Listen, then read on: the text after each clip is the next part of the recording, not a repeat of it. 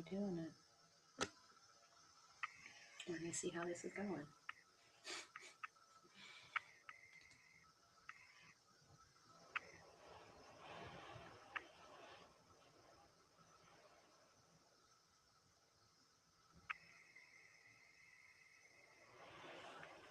right. We're doing a test. Test, test.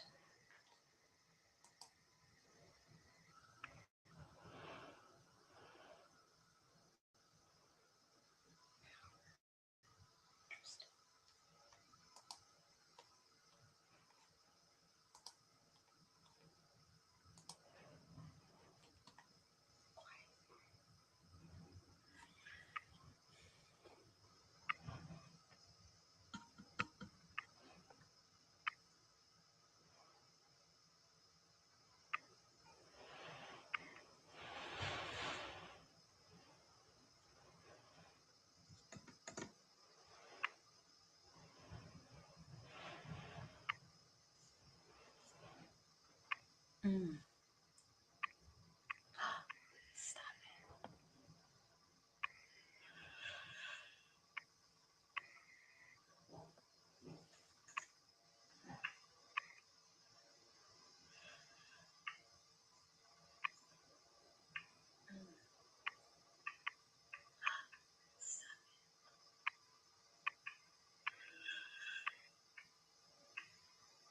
So there's a delay on YouTube.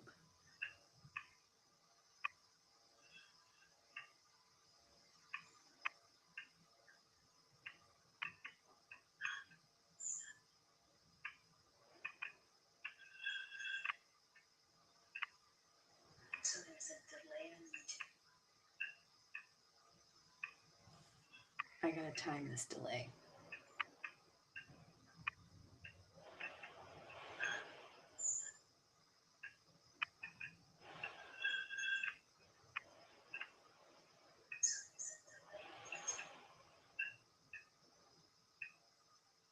I gotta time this delay. Delay timing starts now.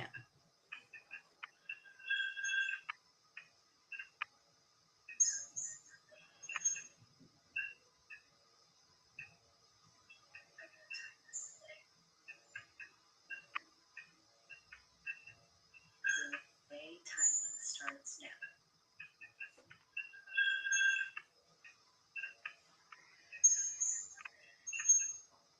There's about a 20-second delay.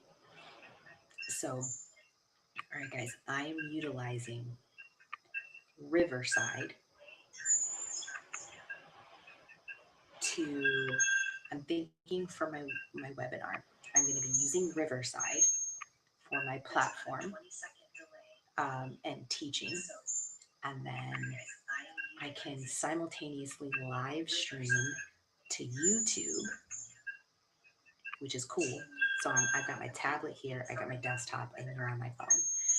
So I'm testing to see how the stream sets up, how the flow goes, what it looks like, what the camera looks like.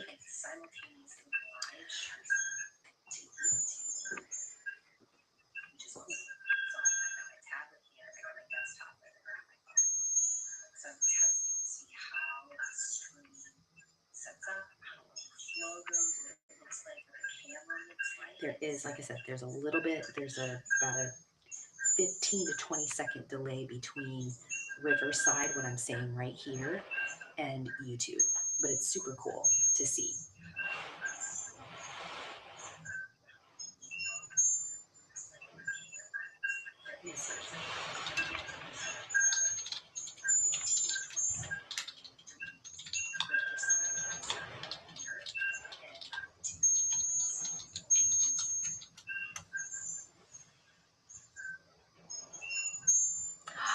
That is so cool. So the cool thing about Riverside is that they also have, because it's live streaming to YouTube, my chat is on here. And so I just typed, I was like, hey, everyone, drop where you're joining from in the comments, like, love to say hello. And it popped up on YouTube. So that's really awesome. You can manage on both screens. It looks really good. The camera looks really good. So I'm using a Nextgo camera add-on, which is really good.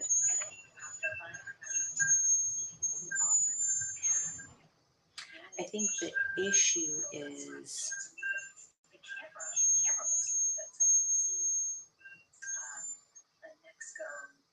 where am I going to have my slides? Because if I'm in Riverside, I'm going to be here looking at my slides. I'm going to have my script in here. Let me see what this looks like. Gotcha. Hey.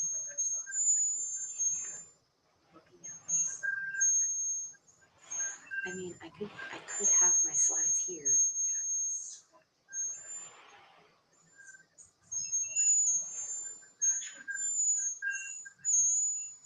I know, I like that video pop-up. That looks so good.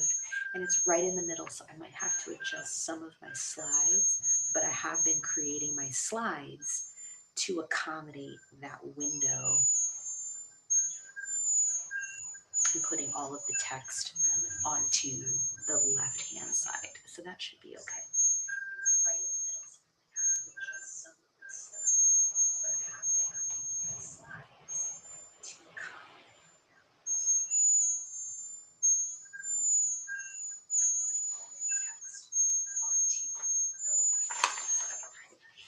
Let's do a quick test. So what is a birth plan? A birth plan is a written document, a communication tool that you will create to organize your birth preferences and how you would like your birth to preferably happen and what you're going to be doing throughout labor. Again, as a communication tool, this is something that you're going to be sharing with your birth team.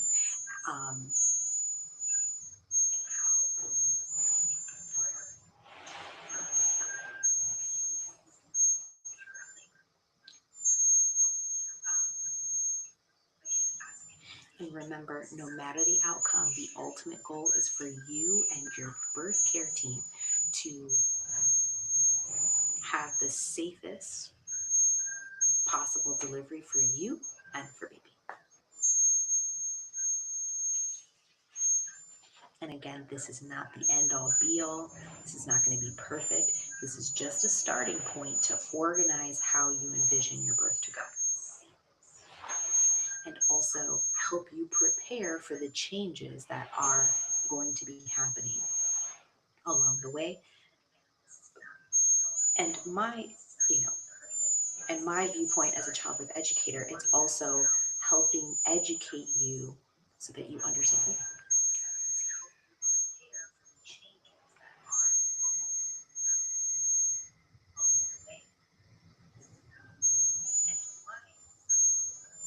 Wow, this is so cool.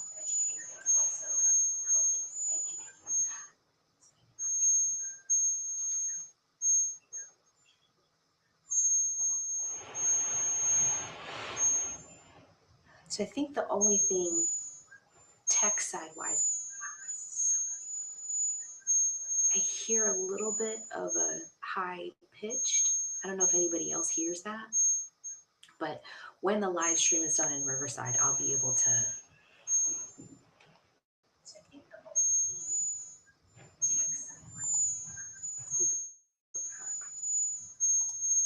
Studio chat.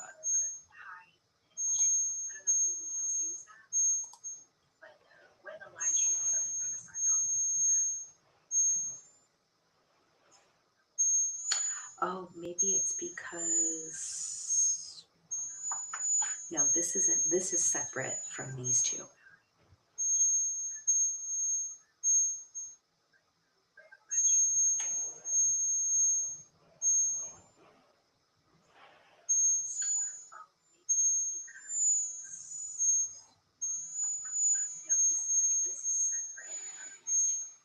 Hey, Marlon. Okay, what else do I want to test on here?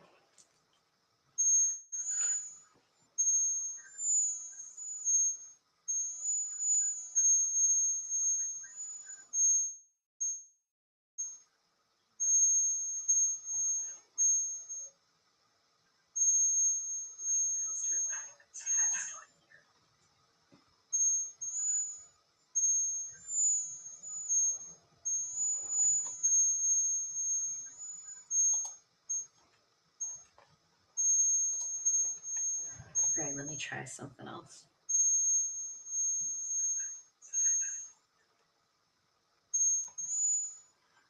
Okay, I'm going to practice a different script.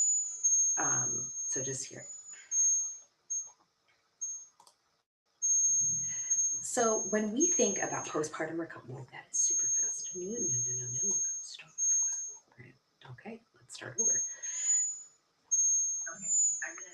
So when we think about postpartum recovery, it's often considered in terms of the single 6-week follow-up that clears you for 3 things.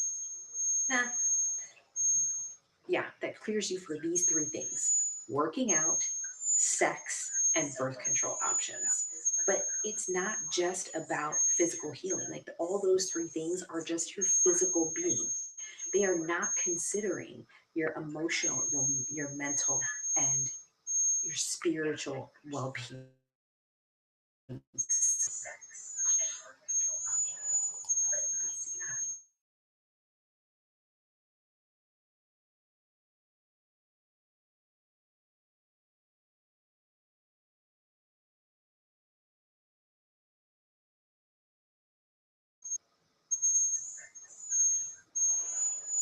Especially when you're considering how many appointments are being considered for your newborn. They are getting between, I think it's like 6 to 8 appointments in the first month, and we're getting just 1.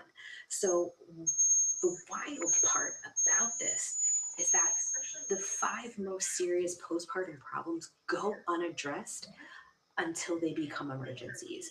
And I don't know if you've heard in the news, but there was a Black midwife that unfortunately died in postpartum due to some of these complications that are completely preventable. That's the key thing. They're preventable. So, and I think it's like 65% of maternal mortality happens in postpartum. That's terrible. So for years, doctors have been laser focused, right, in that 6-week appointment on just your physical recovery after birth. They're checking your stitches, right? The typical postpartum um, review and appointment, they're checking your stitches, they're checking your bleeding, they're checking your blood pressures. They might be checking your fundus and your uterus to make sure that everything is feeling firm and good. But what about your mental health? What about your breastfeeding? What about your emotional well-being?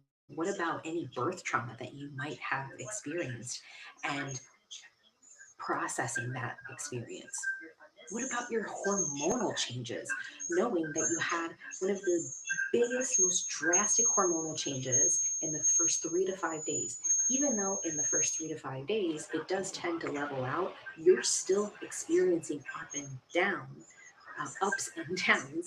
as it relates to your hormonal balance because your body is growing and changing, especially if you are breastfeeding and lactating with the baby's needs, and your body has to change and the dynamics are ever evolving. So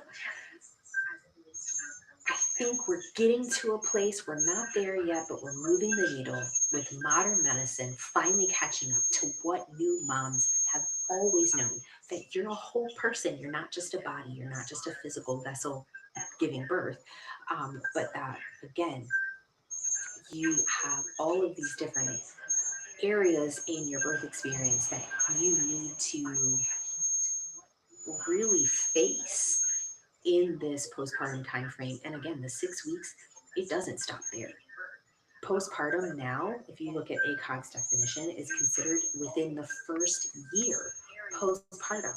And through that first year, there's so many different milestones that the baby's going through, that you're going through, whether you return to work or not. All of those things are so important to manage. So again, you are a whole person throughout this first year, and we need to talk about that and normalize that. Now, did you know that up to 1 in 7 new moms experience postpartum depression, but they may never get diagnosed, right? That's crazy. I bet you that stat, especially post COVID, that stat is probably increased. And again, they're never diagnosed or they're not talking about it. We're having this silent struggle as it comes to these mental health experiences. On top of that, postpartum anxiety affects even more women, and again, gets talked about way less. Um, a lot of the research now coming out is showing that postpartum depression and postpartum anxiety will have kind of a co experience or overlapping when you are going through it. And I know I did for sure. Of course, then you layer on top of that the sleep deprivation that literally makes you feel like you're losing your mind, right? That's why my podcast is called The Phantom Cries Are Real, because you're literally hearing things. And it's also a part of your brain rewiring yourself into motherhood. And if you've ever heard of the term matrescence or matrescence, I never know how to say it. I like saying matrescence. I don't like matrescence, but whatever. Um, I digress. That's one of my weird things about pronunciations. Anyways, um, your brain is literally rewiring itself to be a new parent, to be a mom, and it's picking up on those synapses of like what my needs is tuning into that kind of gut experience. But sleep deprivation can tweak it in a different way and take it to where it doesn't need to be and going into these perinatal mood and anxiety disorders. Your hormones are crashing drastically, right? Dramatically after birth, those first 3 to 5 days. Most people don't understand that. Doctors barely mention it. But you know it when you get home and you're like, oh, what's going on? You watch a Charmin commercial with a new baby. One thing that something doesn't get talked about either, your thyroid function can go haywire, again, leaving you exhausted beyond what's normal for a new mom. Now, the other thing, talking about nutrient depletion. Pregnancy takes so much from your body, can feel you leaving empty and depleted. Treating postpartum problems successfully requires looking at this whole picture of nutrition, of hormones, of emotional, of spiritual, of mental, all these things. And healthcare providers are starting to screen for these issues before they become major problems, which is great, but there still needs to be more from you as well. And again, it's just like a birth plan.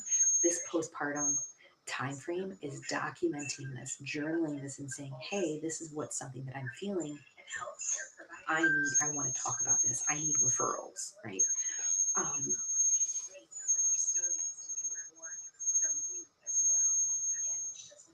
and sometimes where you're going um, for postpartum care, as well as your pediatric care, look for a pediatrician that has something built in, like a lactation provider, or even a clinic that has like postpartum support groups specifically for new moms with babies, and maybe a place that they can share their struggles. I will say that when I've worked with clients postpartum and I've checked in with them after they've had maybe a newborn appointment, I will get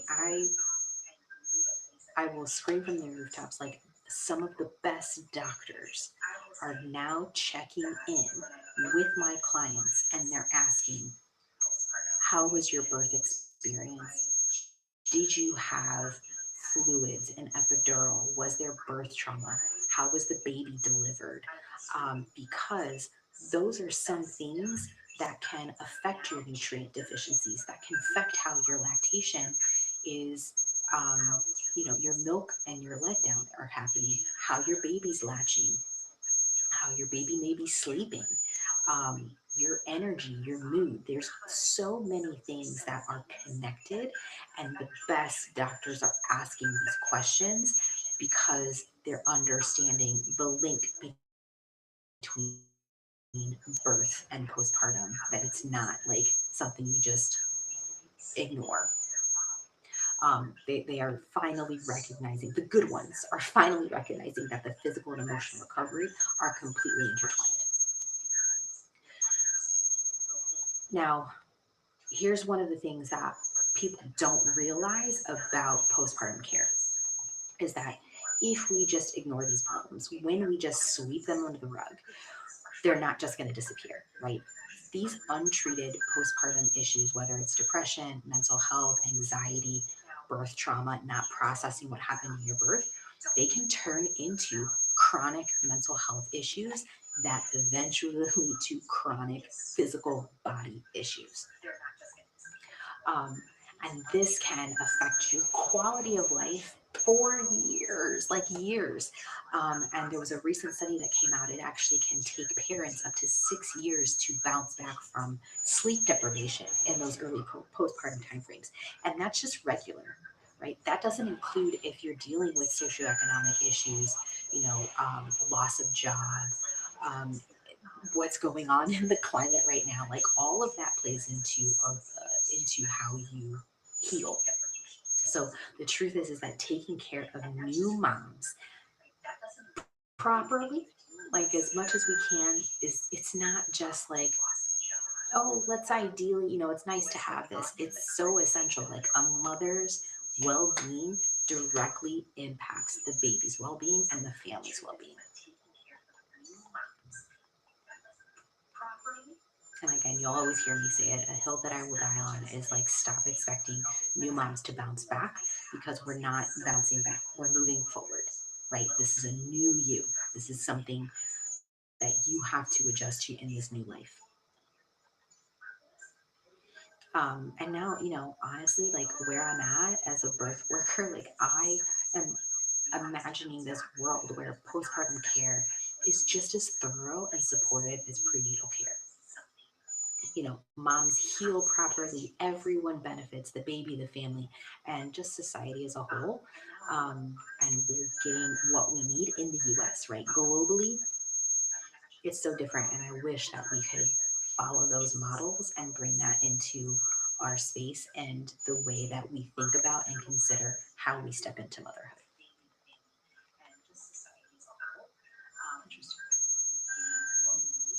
Okay.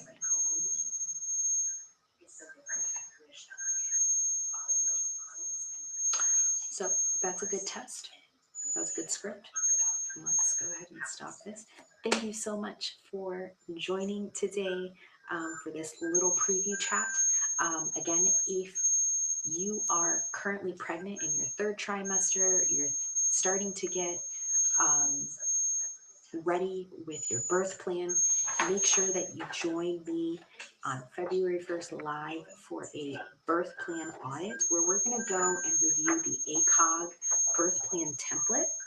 We're going to break down section by section why it's there, why it's important for you, and how to take this template to create your personalized birth preference sheet and build that communication tool so that you have a birth plan that feels like you and you're prepared to talk with your care team on how you envision your birth. So check out the link in my bio, register. You'll get all of the details, and we'll see you live